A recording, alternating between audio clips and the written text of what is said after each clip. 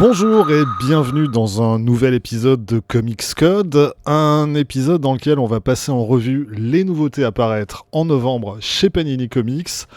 On verra les nouveautés des autres éditeurs dans une autre vidéo en fin de semaine.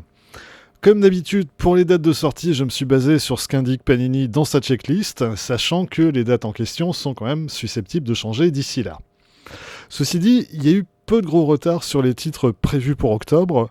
J'en vois que 2 qui ont été repoussés à novembre, le tome 3 de l'omnibus Le tombeau de Dracula et l'intégrale Deadpool 1991-1994.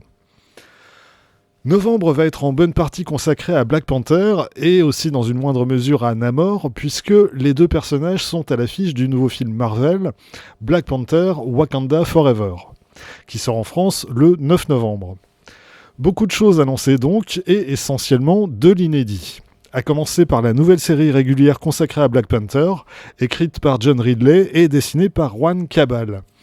Ridley est surtout connu comme scénariste de films, et en particulier pour 12 Years a Slave, qui avait obtenu l'Oscar du meilleur scénario en 2014, mais c'est aussi un romancier, et il a déjà un peu touché aux comics au début des années 2000, avec la mini-série Warblade Razor's Edge ou le graphic novel The Authority, Human on the Inside. Et puis, beaucoup plus récemment, il a également bossé sur quelques titres Batman.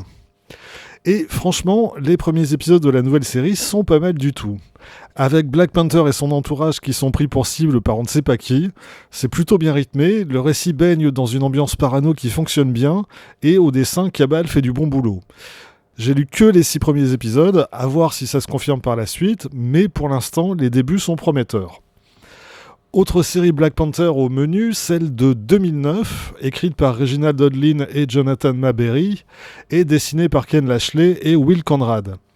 Elle avait été partiellement publiée en France, les 6 premiers numéros figuraient dans un Marvel Monster consacré au crossover Dark Reign, mais les épisodes par Maberry et Conrad n'avaient quant à eux jamais été traduits. L'intégralité de la série est donc réunie dans un Marvel Deluxe, et là encore, pour ce que j'en ai lu, c'est plutôt bien. Black Panther se fait défoncer dès le début du récit et il faut lui trouver un remplaçant. Ou une remplaçante, je spoil rien, c'est dans le titre et sur la couverture. Les épisodes de Odlin et Lashley sont tout à fait réussis, avec un Ken Lashley qui m'a très agréablement surpris. Je trouve à ses planches des airs de Barry Windsor Smith, en particulier dans le design des personnages et dans les décors. Et si les autres épisodes au sommaire sont au niveau, là aussi ça vaut le coup. Panini publie également une nouvelle intégrale qui réunit les apparitions de Black Panther entre 1989 et 1994. La quasi-totalité de cette intégrale est inédite en France, à part un très court épisode paru dans Marvel Comics Presents, écrit et dessiné par Don Hilsman, qui avait été publié par Semic dans X-Men Saga numéro 23. Le gros morceau de cette intégrale, c'est la mini-série Panther's Prey par Don McGregor et Dwayne Turner, une mini-série qui fait quand même autour de 200 pages. Bon, comme c'est du Don McGregor, c'est terriblement verbeux, et j'avoue que les planches de Dwayne Turner ne m'ont jamais emballé. Pour le reste, quelques courts récits parus ici ou là, un demi-épisode de Solo Avengers écrit et dessiné par Sandy Plunkett, un court récit par Richard Bensham et Ron Lim paru dans le premier numéro de Marvel Super Heroes en 1990, un autre par Roy Thomas et Dave Hoover, extrait de Fantastic Four Unlimited numéro 1, et un autre paru dans le tout dernier numéro de Marvel Fanfare par Dennis Cowan et Walt Simonson. C'est dire si Black Panther a peu été mis à l'honneur par Marvel au début des années 90, mais c'était déjà le cas dans la décennie précédente, et il faudra attendre la série de Christopher Priest pour qu'il trouve enfin une place digne de sa stature dans l'univers Marvel.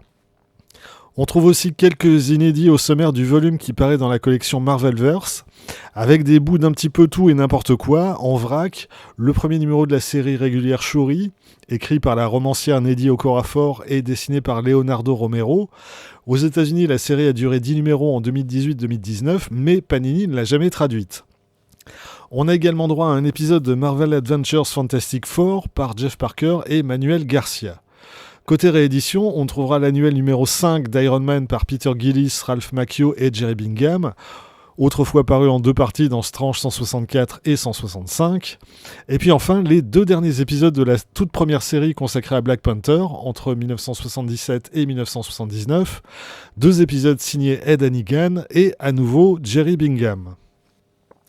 Signalons encore 2 autres parutions à destination de la jeunesse. Black Panther au cœur du Wakanda, écrit par Roseanne Brown et dessiné par Dika Aroro, Natasha Bustos et Claudia Aguirre. Et Black Panther Avide Tempête, écrit par Kyle Baker et dessiné par Juan Samu. J'aurais préféré retrouver Kyle Baker au dessin.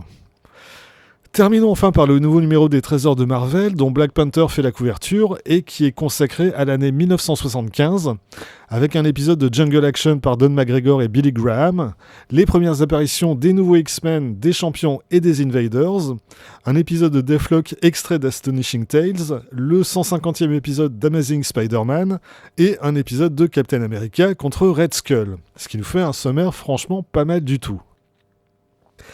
Puisqu'on en a fini avec Black Panther, passons à Namor avec 3 titres au programme. À commencer par l'intégrale Submariner 1967-1968, qui réunit les derniers épisodes parus dans Tales to Astonish, le one-shot Iron Man et Submariner, et le numéro 1 de la série régulière Submariner.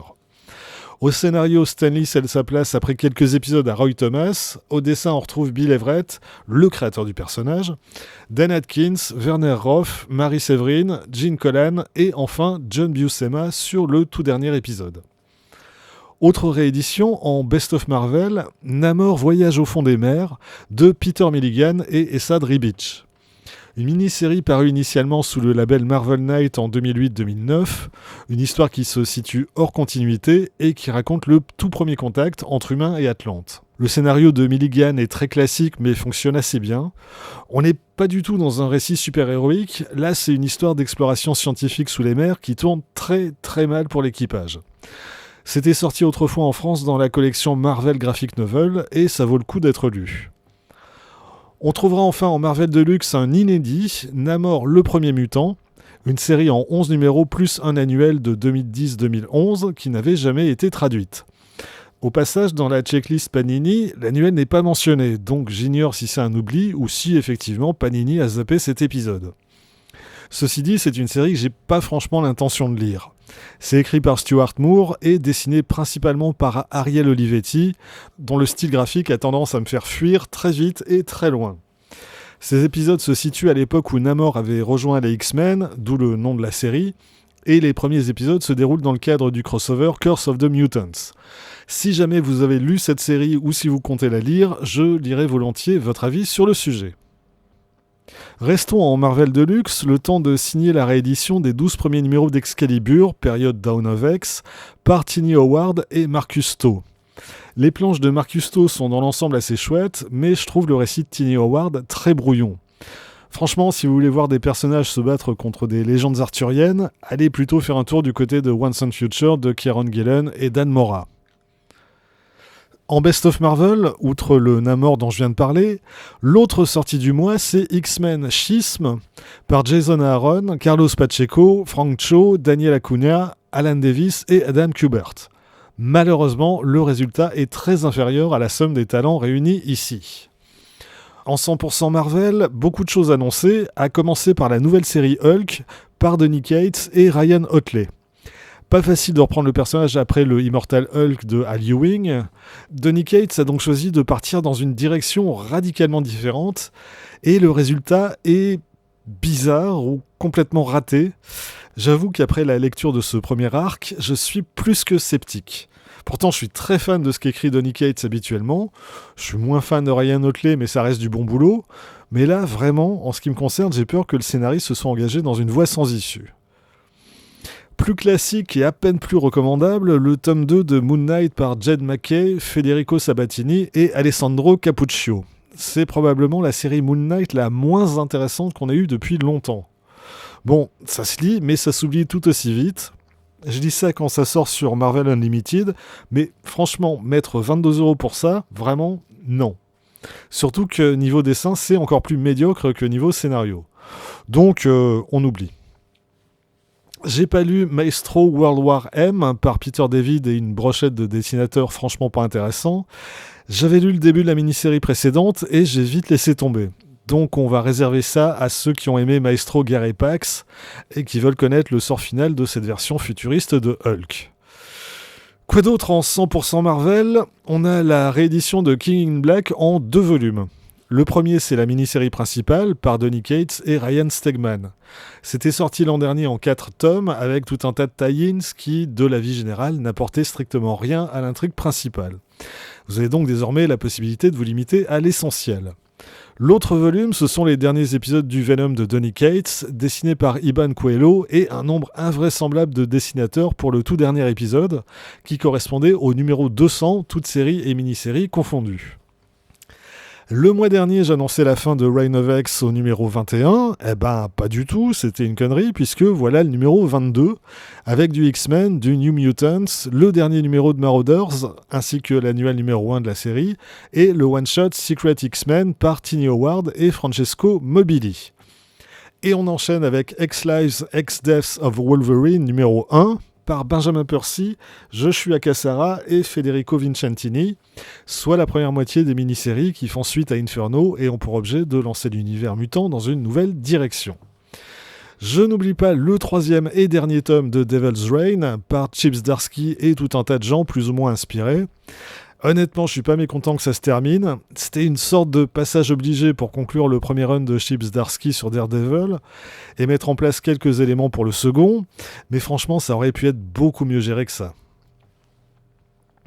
Et terminons les 100% Marvel avec le numéro 11 de Marvel Comics.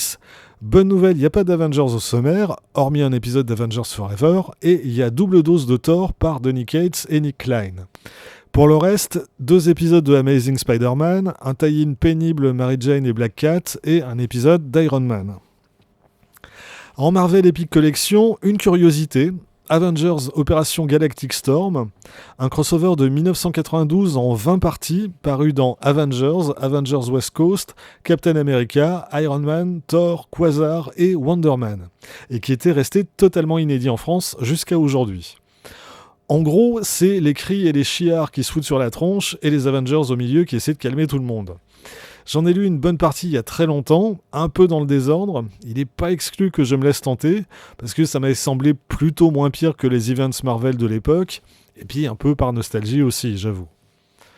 Et puisqu'on parle nostalgie, passons aux intégrales, et plus particulièrement à l'intégrale Killraven, un très gros volume, on n'est pas loin des 500 pages, qui réunit les 22 épisodes parus dans Amazing Adventures entre 1973 et 1976, plus le graphic novel sorti en 1983 qui venait conclure cette histoire. En France, à part le graphic novel qui n'avait jamais été traduit, tout ça était sorti à la fin des années 70 chez Aredi en petit format noir et blanc, principalement dans les revues Le Fils de Satan et Eclipso. L'essentiel des épisodes est écrit par Don McGregor et dessiné par P. Craig Russell, qui en était alors vraiment au tout début de sa carrière et qu'on voit évoluer au fil des épisodes de manière assez spectaculaire. Pour résumer très vite, c'est une suite à la guerre des mondes de H.G. Wells, où des années après avoir échoué dans leur conquête de la Terre, les Martiens reviennent sur Terre et cette fois ils exterminent la quasi-totalité de l'humanité. Killraven fait partie des survivants et en compagnie d'une petite équipe, il combat d'épisode en épisode les envahisseurs martiens. C'est une série que j'ai lue quand j'étais encore gamin, qui m'a totalement fasciné, notamment en raison du style de P. Craig Russell que je découvrais, mais c'est aussi parce que c'était très violent pour l'époque et pour du Marvel. Ceci dit, c'est aussi très bavard, c'est très inégal niveau dessin, notamment parce que certains encreurs ont littéralement salopé le boulot de Russell, mais aussi parce que, comme Russell était très lent, il était remplacé de temps en temps par de vilains tâcherons, genre Airtrimp, mais c'est quand même un truc que j'ai très envie de relire, dans de bonnes conditions. Du coup, la traduction a intérêt à être à la hauteur, sinon ça va chier. En omnibus, Panini annonce un omnibus Kick-Ass par Mark Millar et John Romita Jr. avec les 3 mini-séries Kick-Ass plus la mini Hit Girl. Bon, j'avoue que j'ai lu que la toute première mini et ça fait partie des trucs qui m'ont définitivement fâché avec Mark Millar. Mais c'est probablement que je dois être trop vieux pour ces conneries, comme disait l'autre. Ceci dit, c'est pas pour autant que je vais me précipiter sur l'omnibus des Fantastic Four par Mark Waid et Mike Wieringo. Alors, oui, c'est tout à fait recommandable, c'est du old school très bien foutu, où Mark Waid joue habilement avec ses personnages. On a même un très bel hommage à Jack Kirby, et puis le regretté Mike Wieringo convient idéalement bien pour mettre en image ces histoires. Après, j'ai lu ces épisodes quand ils sont sortis il y a presque 20 ans, j'ai pris plaisir à les lire, mais en même temps, depuis cette époque, j'ai jamais vraiment ressenti l'envie de les ressortir pour les relire. Donc, ok, c'est très chouette, Mais de là à payer 80 balles pour avoir ces épisodes dans un seul gros volume, j'en ai parlé à mon banquier, c'est non. Même chose plus ou moins pour l'omnibus Miles Morales par Brian Michael Bendis, Sarah Pichelli et David Marquez. Franchement, ça fait partie des bonnes séries qu'a signé Bendis, c'est-à-dire que j'ai pas envie de jeter le bouquin par la fenêtre quand j'ai fini de le lire. En plus, Pichelli et Marquez font du super boulot, mais bon, là aussi, je vais me contenter des éditions que j'ai, ou alors j'irai relire ça sur Marvel Unlimited le jour où l'envie me prendra. Quoi d'autre en novembre ? Une nouvelle collection, Marvel Visionaries, avec 2 titres annoncés. Le premier est consacré à Stan Lee et réunit diverses histoires qu'il a écrites, des années 40 aux années 90. Ça ressemble grosso modo au Marvel Deluxe qui lui avait été consacré il y a quelques années. Il y a du Amazing Spider-Man, du Fantastic Four, du Daredevil, du Silver Surfer et tout un tas de choses très bien. Rien d'inédit me semble. Et puis surtout, ça se vend 50 € pour un peu plus de 300 pages. À la rigueur, si on vous l'offre, dites pas non, mais sinon à ce prix-là, je vois pas trop l'intérêt. Et c'est plus ou moins la même chose avec l'autre titre de la collection, consacré lui à Steve Ditko. Ça me paraît un poil plus intéressant parce qu'on y trouve des récits qu'il a dessinés chez Marvel dans les années 50 et au tout début des années 60, des histoires parues dans Tales to Astonish, Strange Tales et Amazing Adult Fantasy, dont une bonne partie n'avait jamais été publiée en France. Là, effectivement, ça a un intérêt, mais à 50 balles le volume, ça me paraît quand même très cher. Et puisqu'on parle de trucs chers, parlons de Demon Days de Peach Momoko. Peach Momoko est une artiste japonaise qui a repris ici différents personnages de l'univers Marvel qu'elle a totalement réinventés dans un contexte culturel radicalement différent. De ce que j'en ai vu, c'est effectivement assez chouette, donc pourquoi pas. A noter que, outre l'édition régulière à 26 €, ce qui est déjà pas donné, Panini doit sortir une édition limitée à 80 €. Alors, me demandez pas ce qu'ils proposent en plus pour ce prix-là, j'ai même pas envie de savoir. Pour le reste du programme, Panini annonce un coffret Spider-Man qui réunit 10 volumes censément reprendre 10 moments clés de l'histoire du personnage, le tout vendu 75 €. Sortie du tome 7 de Buffy contre les vampires par Jordi Belair et tout un assortiment de dessinateurs, et réédition dans la foulée à 10 € du tome 1 de la série. Sortie également du tome 2 d'Alien, mal écrit par Philip Kennedy Johnson et horriblement mal dessiné par Salvador Larroca, ce truc est un désastre total. Réédition en un seul volume des 5 numéros de Fortnite Marvel La Guerre 0. J'imagine qu'on y trouve des codes pour débloquer des trucs dans le jeu, sinon je vois pas bien à quoi ça sert. Et pour finir, 4 nouveaux titres Star Wars. Le 4e et dernier tome de Crimson Reign, comme d'habitude disponible en souple et en cartonné. En Star Wars Deluxe, Les Cendres de Jedha, qui réédite les tomes 6 à 8 parus en 100% Star Wars. Star Wars La Haute République, Les Aventures, tome 3, avec des épisodes inédits par Daniel Holder, Harvey Tolibao et Tony Bruno. Et enfin, en Epic Collection, La Nouvelle République, tome 1, avec près de 500 pages de trucs déjà parus par ailleurs, ou pas du tout. Est-ce que ça se voit que j'ai aucune idée de ce dont je parle quand il est question de Star Wars ? Ouais, ça se voit ? Je suis désolé. Voilà, c'est tout pour aujourd'hui. J'espère n'avoir rien oublié et vous avoir aidé à vous faire une idée sur ces nouvelles parutions. On se retrouve en fin de semaine pour les sorties des autres éditeurs. D'ici là, vous pouvez vous abonner à cette chaîne, me dire en commentaire ce que vous avez retenu du programme de novembre, partager cette vidéo sur les réseaux sociaux et surtout, lire des comics. Soyez sages et à bientôt.